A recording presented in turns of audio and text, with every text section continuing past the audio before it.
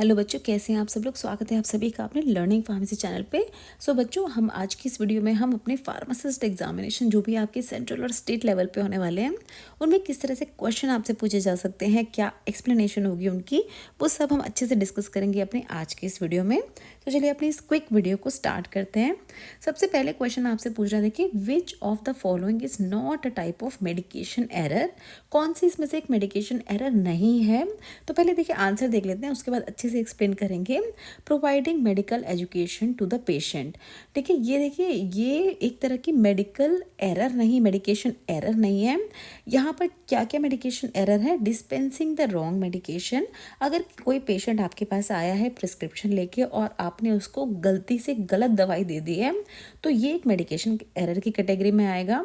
Option B देख रहे हैं, एडमिनिस्टरिंग द रॉन्ग डोसेज उसकी, जो अगर मान लीजिए डॉक्टर ने टैबलेट लिखी थी, आपने वो टैबलेट ना देके उसकी सिरप दे दी है, तो वो भी मेडिकेशन एरर में आएगा। नंबर थर्ड है, देखिए, failing to counsel the patient. आप पेशेंट आपसे जानना चाह रहा है कि उसको दवाइयाँ कैसे लेनी है, क्योंकि फार्मासिस्ट को पता होता है कि जो एब्रिवेशंस यूज़ करते हैं डॉक्टर, उसका क्या मतलब होता है, बट आप पेशेंट्स को बता ही नहीं पा रहे हैं, तो ये भी मेडिकेशन एरर में आएगा। But providing medical education to the patient, ये मेडिकल एरर की कैटेगरी में नहीं आता है। तो इसकी एक्सप्लेनेशन में भी यही बताया गया। देखिए, मेडिकेशन एरर में डिस्पेंसिंग होती है, अगर आपने गलत मेडिकेशन डिस्पेंस कर दी, रॉन्ग डोसेज फॉर्म उसको दे दी है, काउंसिल नहीं कर पाए हैं पेशेंट को, तो ये सारी ही आ जाएगी किसकी कैटेगरी में, मेडिकल एरर की कैटेगरी में। नेक्स्ट क्वेश्चन में आपसे पूछना है कि which of the following is the example of narrow therapeutic index drug. कौन सी ऐसी ड्रग है जिसका बहुत ही नैरो थेराप्यूटिक इंडेक्स माना जाता है होता है। ऑप्शन में देखिए, aspirin, metoprolol, insulin and warfarin. Answer है बच्चों इसका option A. Option D, warfarin का होता है नैरो थेराप्यूटिक इंडेक्स। अब देखिए क्या है, यहाँ पर बताया है कि नैरो थेराप्यूटिक इंडेक्स वाली ड्रग्स जो होती हैं उनकी क्या होती है। देखिए उनमें ऐसा क्या होता है, उनकी जो थेराप्यूटिक डोज और टॉक्सिक डोज की का जो डिफरेंस होता है वो बहुत ही कम होता है।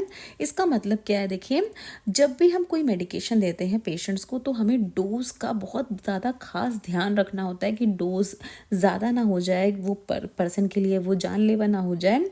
और इसी तरह की ड्रग है वारफेरिन, जिसके नैरो थेराप्यूटिक इंडेक्स होने की वजह से क्या होता है कि अगर थोड़ी सी भी ज़्यादा, मान लीजिए 50 mg, एक फॉर एग्जांपल आपको बता रहे हैं कि 50 mg की इसको डोज देनी है पेशेंट को, तो 50 mg से अगर 51 या 52 mg गलती से भी हो जाए, तो ये पेशेंट के लिए फॉर एग्जांपल खतरनाक हो सकती है, क्योंकि इसकी थेरेपेटिक डोज और जो इसकी टॉक्सिक डोज है उसमें बहुत ही कम डिफरेंस रहता है, बहुत ही स्मॉल डिफरेंस रहता है। सो दैट इज़ वाई इन तरह की ड्रग्स को जब दिया जाता है तो काफ़ी ज़्यादा ध्यान रखा जाता है, काफ़ी मॉनिटरिंग के अंडर ही इन तरह के ड्रग्स को पेशेंट्स को किसी जिस भी एडमिनिस्ट्रेशन रूट से देना है वो दिया जाता है। देखिए नेक्स्ट क्वेश्चन में आपसे पूछ रहे हैं, the maximum amount of pseudo ephedrine containing products that the person can purchase in a day.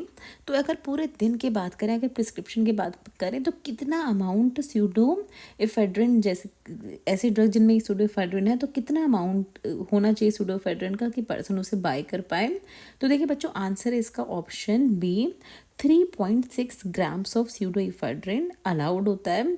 इससे ज़्यादा अगर डोज है स्यूडोइफेड्रिन का, अगर कोई बाय करना चाहता है, तो ये हर उस दिन को अलाउड नहीं होगा। पर डे की क्वांटिटी आपको बता रहे हैं, इन अ डे की क्वांटिटी बता रहे हैं आपको।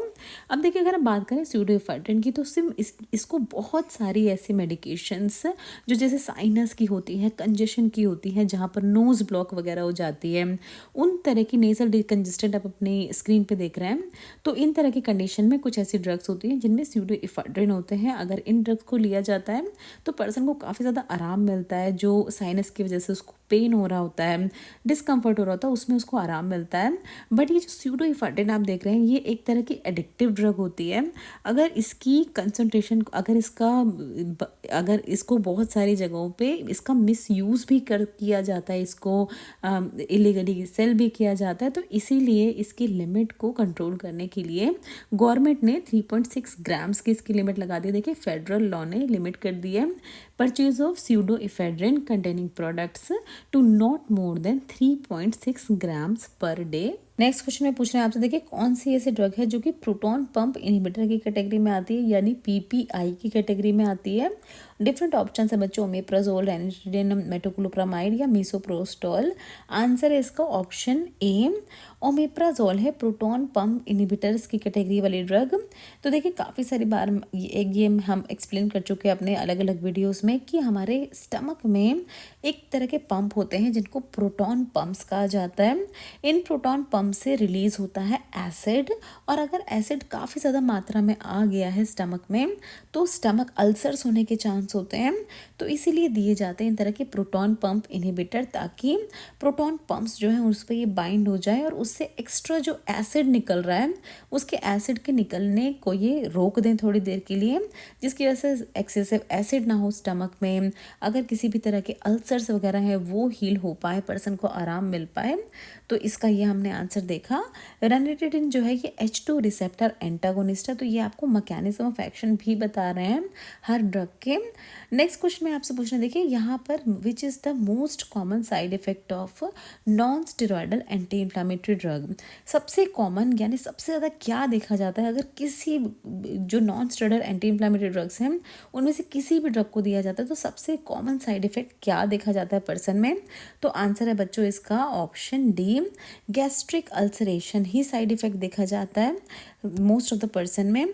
अब देखिए यहाँ पर आप देख रहे हैं अपनी स्क्रीन पे कि स्टमक में क्योंकि एसिड बहुत ज़्यादा रिलीज हो गया है तो इस तरह से अल्सर्स बन गए हैं, जिसकी वजह से पर्सन को काफ़ी ज़्यादा दर्द होता है, पर्सन को खाना खाने में भी परेशानी होती है क्योंकि इस तरह से अल्सर जो है उनमें पेन रहता है रेगुलर।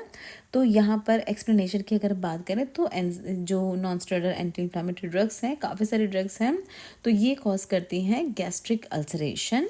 नेक्स्ट क्वेश्चन में आपसे पूछ रहे हैं बच्चों, which of the following is a common adverse effect of opioid analgesics.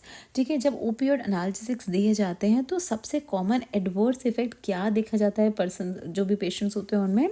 तो डिफरेंट ऑप्शन है बच्चों, हाँ आपके पास आंसर है इसका option C, respiratory depression most common side effect है ओपियोइड एनाल्जेसिक का।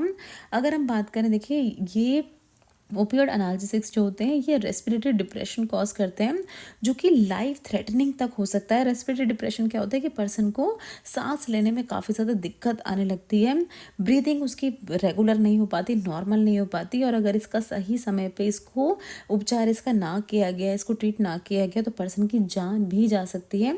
इसीलिए ओपियोइड एनाल्जेसिक्स की डोज वगैरह बहुत ज़्यादा मायने रखती है, काफ़ी ज़्यादा ध्यान में रख के इन तरह की जो ड्रग्स होती हैं उनकी डोज दी जाती है। नेक्स्ट क्वेश्चन आपसे पूछ रहे हैं, what is the antidote for opioid overdose. अगर किसी भी तरह की ओपियोइड एनाल्जेसिक की ओवरडोज हो गई है तो कौन सा एंटीडोट दिया जाता है उस केस में। आंसर है इसका ऑप्शन ए, नैलोक्सोन दिया जाता है। इस तरह के आप देख रहे हैं छोटे छोटे जो वायल्स होते हैं नैलोक्सोन के, उनको एडमिनिस्टर किया जाता है।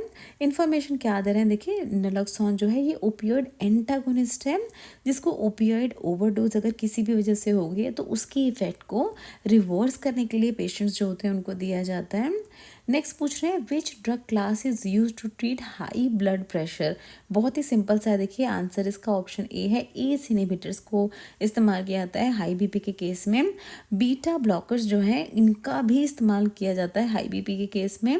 Non steroidal anti inflammatory drugs का इस्तेमाल नहीं किया जाता है, ये जो पेन होती है, फीवर जैसी कंडीशन होती है उनमें इसका इस्तेमाल किया जाता है non steroidal anti inflammatory drugs का। ये ड्रग काम कैसे करती है, तो जो हमारे ब्लड वेसल्स होते हैं, जो भी पेशेंट की ब्लड वेसल होती हैं उनको रिलैक्स कर देती हैं, जिससे कि आराम से ब्लड फ्लो हो पाए हमारी पूरी ही बॉडी में।